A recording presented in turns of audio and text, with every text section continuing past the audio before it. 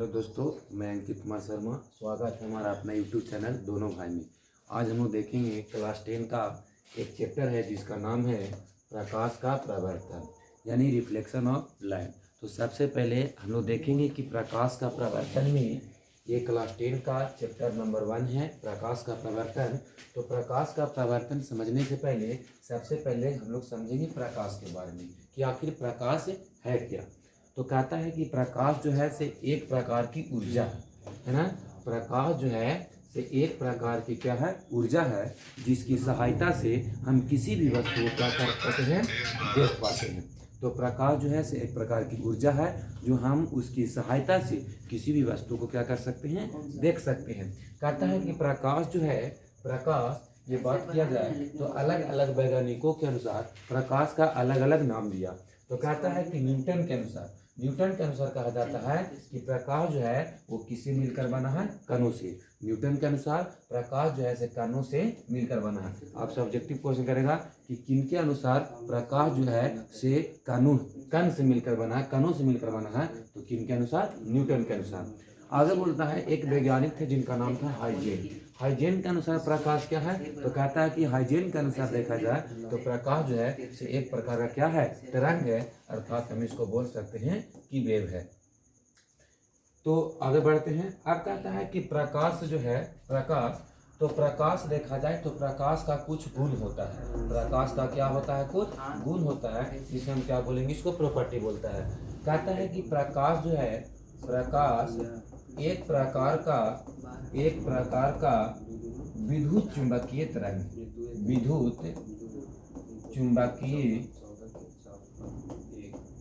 है। प्रकाश एक प्रकार का विद्युत चुंबकीय तरंग है। आगे बोलता है कि प्रकाश जो होता है वो हमेशा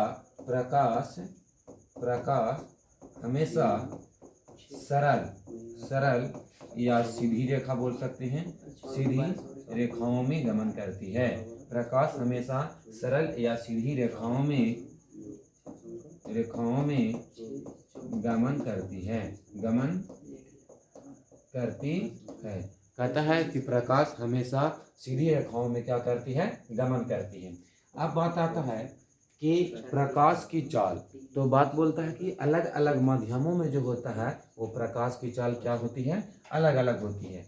जैसे निर्वात में प्रकाश का चाल सबसे ज्यादा होता है, यानी कहा जाए तो निर्वात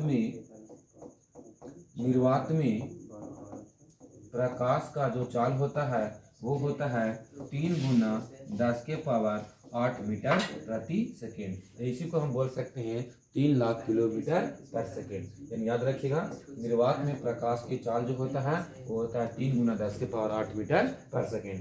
उसके बाद बोलता है कि सभी माध्यमों में प्रकाश का चाल हम बताएं कि अलग अलग होता है। इसका चर्चा विशेष रूप से प्रकाश का अपवर्तन चैप्टर में हम चर्चा करेंगे। कहता है जैसे निर्वात में प्रकाश का चाल हो गया 3 लाख गुना 10 के पावर 8 मीटर पर सेकेंड। आपका कांच में जो प्रकाश का चाल होता है, कांच में प्रकाश का चाल होता है वो होता है 2 गुना 10 के पावर 8 मीटर पर सेकेंड। और कांच में जो प्रकाश का चाल होता है 2 गुना 10, और पानी में जो प्रकाश की चाल होता है वो होता है 2.25 गुना 10 के पावर 8 मीटर पर सेकेंड। अर्थात कहने का मतलब हुआ कि अलग अलग माध्यमों में जो प्रकाश की चाल होता है वो क्या होता है, अलग अलग होता है। आगे हम लोग देखेंगे अब प्रकाश का स्रोत।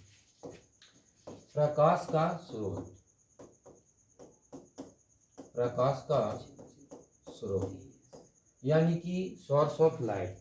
आखिर प्रकाश का स्रोत क्या है। तो बोलता है कि प्रकाश का स्रोत हम लोग देखा जाए तो 2 प्रकार से मिलेगा। एक होता है आपका प्राकृतिक स्रोत और एक होगा आपका मानव निर्मित स्रोत। तो मानव निर्मित क्या हो गया, यानी जैसे जो मानव के द्वारा बनाया गया और उसी के माध्यम से हम लोग क्या मिल रहा है, प्रकाश मिल रहा है, लाइट मिल रहा है। जैसे आप देखा जाए तो सूर्य जो है आपका वो प्राकृतिक प्रकाश स्रोत है ना।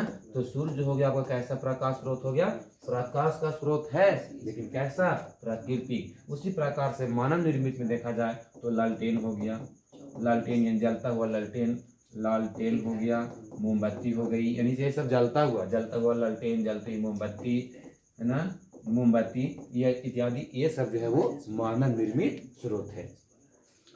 अब उसके बाद बोलता है कि प्रकाश के आधार पे वस्तु को दो भाग में बांटा गया है। एक बांटा गया प्रदीप्त वस्तु और एक बांटा गया अप्रदीप्त वस्तु।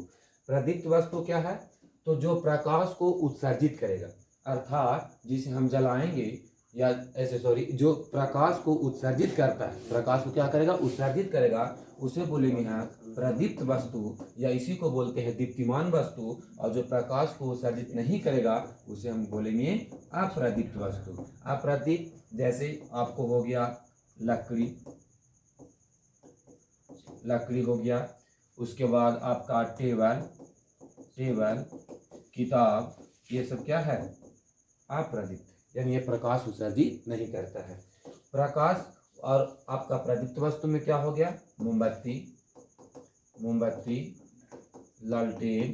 लालटेन, टॉर्च, ट्यूबलाइट, ये सब जो है आपका वो कैसा है? प्रदीप्त वस्तु है। अब उसके बाद हम लोग देखेंगे तो प्रकाश का हम लोग इतना पाठ पढ़ें, यानी प्रकाश क्या था वो हम बताएं कि प्रकाश जो है एक प्रकार की ऊर्जा है जिसकी सहायता से किसी वस्तु को क्या कर सकते हैं? देख पाते हैं। न्यूटन के अनुसार प्रकाश क्या था? न्यूटन के अनुसार प्रकाश एक प्रकार का कण है, यानी कणों से मिलकर बना हुआ है। हाइजन के अनुसार प्रकाश एक प्रकार का तरंग है ना। उसके बाद हम आगे बताएं प्रदीप्त और अप्रदीप्त वस्तु, यानी प्रकाश का कुछ गुण बताएं। प्रकाश एक प्रकार की विद्युत चुंबकीय तरंग है। प्रकाश हमेशा सीधी रेखा में गमन करती है। अलग अलग माध्यमों में प्रकाश की चाल अलग अलग होता है। निर्वात में 3 अलग अलग माध्यमों में प्रकाश की चाल क्या होता है? अलग अलग होता है। अब हम लोग मेन मुद्दा पे आते हैं, मेन पॉइंट पे बात करते हैं कि आखिर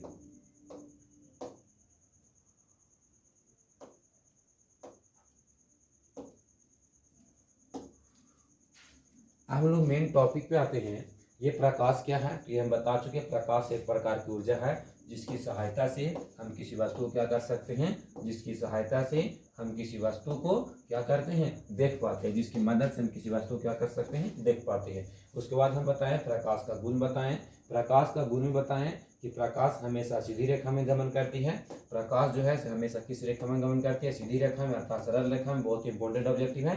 कहता है प्रकाश जो है एक प्रकार का विद्युत चुंबकीय तरंग है, इसलिए इसे संचारण के लिए संचारण मतलब एक माध्यम से दूसरे माध्यम में जाने के लिए माध्यम की आवश्यकता नहीं पड़ती है।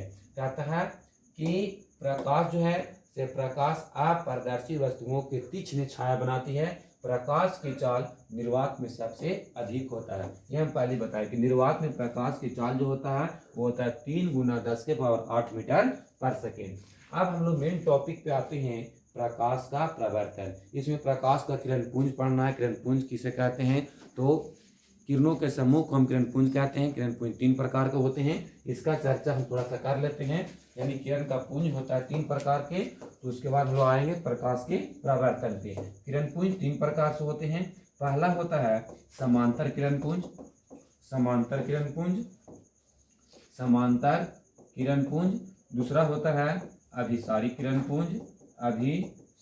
पुंज, और तीसरा होता है अपसारी किरण पुंज। बारी बारी से समझते हैं। समांतर किरण पुंज में तो हम लोग देखते हैं कि समांतर किरण पुंज क्या है। कहता है इसमें प्रकाश का जो किरण होगा, प्रकाश की जो किरणें होती हैं वो एक बिंदु स्रोत से निकल करके समांतर किरण पुंज में प्रकाश की किरणें एक बिंदु स्रोत से निकल करके बिल्कुल एक दूसरे का समानांतर जाएगा। कैसे जाएगा? समानांतर जाएगा। तो इस प्रकार के किरण पुंज को हम लोग बोलेंगे समांतर किरण पुंज। उसके बाद है आपका अभिसारी किरण पुंज।